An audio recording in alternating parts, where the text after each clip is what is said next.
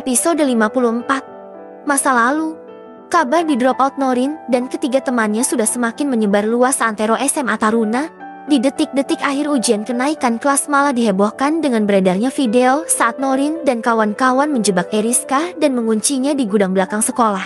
Semua itu dilaporkan oleh Raka sang ketua OSIS yang telah menyelidiki kasus tersebut. Raka mengambil rekaman CCTV yang tidak terlihat di beberapa sudut sekolah untuk mencari bukti. Dan Raka begitu geram ketika mengetahui jika Norin melakukan hal gila dengan mengunci Eriska di gudang.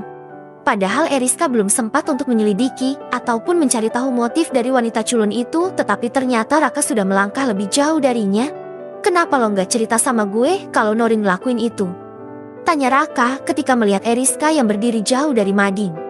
Gue juga nggak tahu siapa yang ngunci gue di gudang waktu itu. Karena gue cuma disuruh buat balikin bola basket gudang belakang sekolah. Tapi tiba-tiba pintunya tertutup gitu aja dan dikunci dari luar. Jadi gue nggak tahu siapa yang telah ngerjain gue. Raka menyugar rambutnya ke belakang. Sungguh kali ini perbuatan Norin benar-benar tidak bisa dibiarkan. Sehingga dia memutuskan untuk mengeluarkan Norin dari sekolah. Entah kenapa Raka merasa bersalah terhadap Eriska. Benar yang dikatakan oleh Eriska, jika cewek itu akan celaka kalau dekat dengannya. Tapi bukankah sekarang si tukang pembawa bencana sudah pergi dari sekolah itu? Maaf, ujar Raka menunduk. Maaf untuk apa? Maaf untuk semuanya. Maaf karena kamu jadi celaka. Jawab Raka terdengar sendu. Dia merasa begitu bersalah dengan Eriska karena selama ini hanya memberinya luka. It's okay, selama aku baik-baik saja. Aku nggak akan menyalahkanmu. Galamang keren bisa datang di waktu yang tepat buat selamatin kamu, ujar Raka.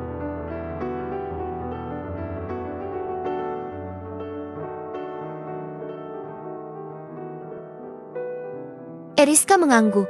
Katanya dia dengar dari adik sepupunya anak kelas 10 IPS kalau Norin dan teman-temannya berhasil ngunci gue di gudang belakang sekolah. Terus dia langsung lari selamatin aku. Tiba-tiba Eriska merasakan bahunya dipegang oleh seseorang. Riz, pulang sekarang. Gala datang setelah tadi mengumpulkan tugas ke ruang guru. Raka melotot sempurna melihat tangan Gala yang masih tersampir di pundak Eriska. Enggak usah pegang-pegang. Loh, Raka menghempaskan tangan Gala.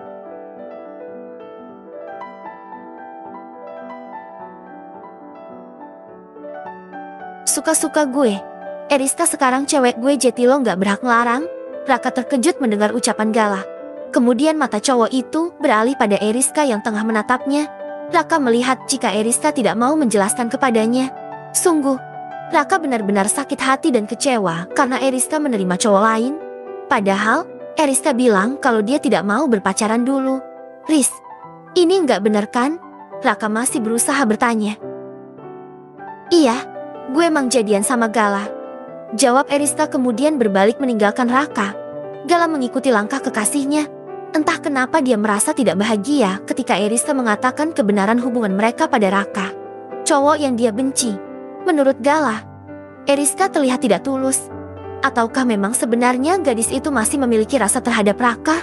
Riz, gue harus bisa membuat lo jatuh cinta sama gue. Gue nggak mau lo dan Raka bersatu karena keluarga cowok itu sudah membuat gue hancur. Batin Gala menatap Eriska yang kini duduk di sampingnya. Mereka sudah berada di dalam mobil. Eriska hanya diam saja sejak tadi. Sejujurnya Gala menggalau. Dia punya misi di dalam hubungan ini. Tapi hatinya tidak bisa berbohong jika dia memang benar-benar jatuh cinta pada Eriska. Gala pulang ke rumah sedikit larut. Dia tadi mampir ke markas setelah mengantarkan Eriska. Cowok itu memutuskan untuk langsung naik ke lantai atas dan menuju kamarnya. Gala merasakan kepalanya begitu pusing. Hidupnya kacau berantakan setelah mengetahui kebenaran yang selama ini tersimpan rapat. Sang ibu meminta rahasia yang selama ini dia simpan sendiri tanpa diketahui oleh siapapun. Selama ini dia mengira jika ayahnya telah meninggal. Tapi beberapa bulan yang lalu, Gala memergoki ibunya memandang sebuah foto yang selama ini tidak diketahui oleh Gala. Foto ayahnya. Ayah yang selama ini dia kira sudah meninggal ternyata masih sehat walafiat.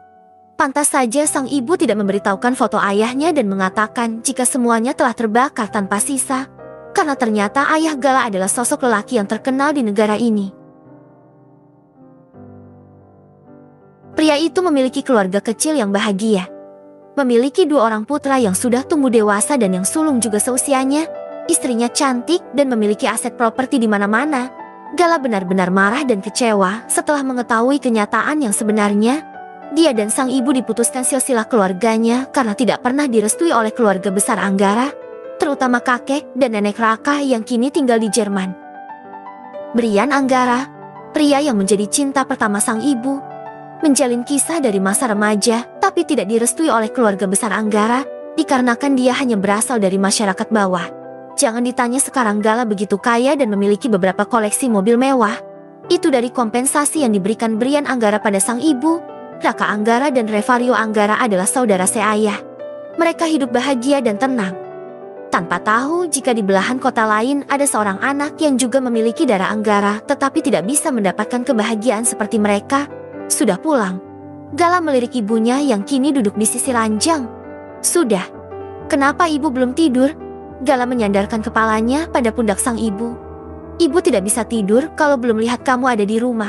Sekarang ibu merasa tenang, jawab Ibu Ani. Ibu takut kalau kamu melakukan kesalahan. Sungguh ibu minta tolong padamu, Galaxy. Jangan pernah terlibat dengan keluarga Anggara.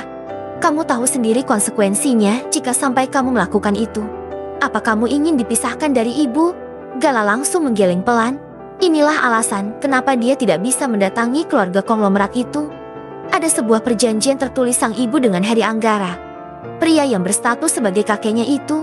Setelah perjanjian itu ditandatangani, Harry meminta Annie untuk tidak pernah mencari Brian atau mengganggu kehidupannya. Ibu tenang saja, Gala nggak mau berpisah sama ibu. Jadi Gala nggak akan melakukan hal yang membuat kita terpisah, tapi Gala akan membalaskan semuanya pada anak Brian. Sedikit demi sedikit Gala akan membuat Raka dan Revario sengsara. Ibu Ani memeluk sang putra. Dadanya selalu sesak jika mengingat nasib putranya itu. Ani lebih memilih berpisah dari Brian daripada harus melenyapkan Gala yang masih berada di dalam kandungan waktu itu. Dia masih ingat dengan jelas bagaimana Tuan Harry Anggara menemuinya di rumahnya yang berada di desa. Harry memberikan 3 koper uang yang jumlahnya sekitar 2 miliar. Uang sogokan yang terpaksa harus dia terima demi janin yang dikandungnya. Bersambung.